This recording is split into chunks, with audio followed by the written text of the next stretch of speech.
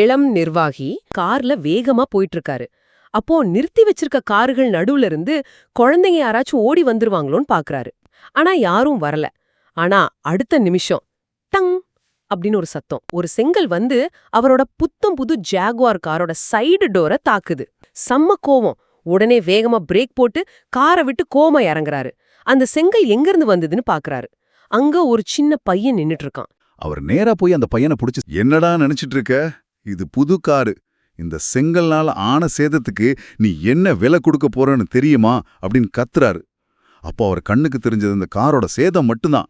அந்த நிமிஷம் வரைக்கும் அதுதான் உண்மை. ஆனா அடுத்த கொஞ்ச நேரத்துல நிலைமை தலையில மாறுது.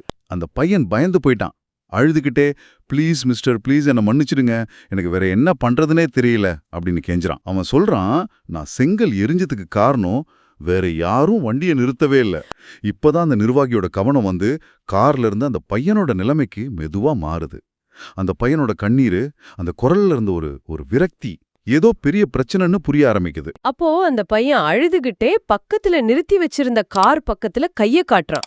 அது என் அண்ணன் சொல்றான். அவ வந்து நடைபாதையோரம் வீல் சேர்ல இருந்து உருண்டு கீழே விழுந்துட்டான். அவனுக்கு ரொம்ப வலிக்குதே, என்னால அவனை தூக்க முடியல அப்படின்னு சொல்லி உதவி கேக்குறான். இங்கதான் அந்த பொருள் சார்ந்த உலகத்திலிருந்து ஒரு மனிதாபிமானம் உள்ள உலகத்துக்கு அவர் வராரு.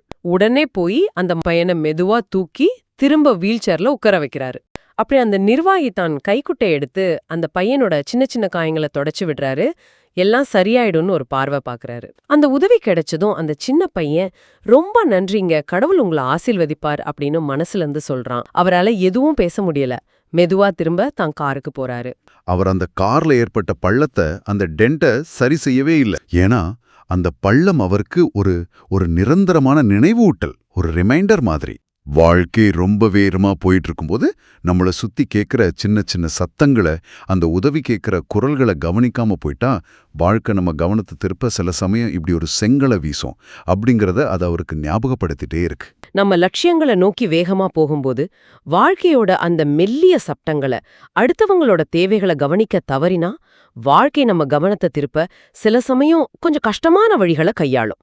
அந்த நிர்வாகி சரி செய்யாத அந்த கார் பள்ளம் மாதிரி சில அனுபவங்கள், சில வடுக்கள் வந்து நமக்கு நிரந்தரமா சில பாடங்களை கத்துக் கொடுத்து நம்மள வழி நடத்தும்.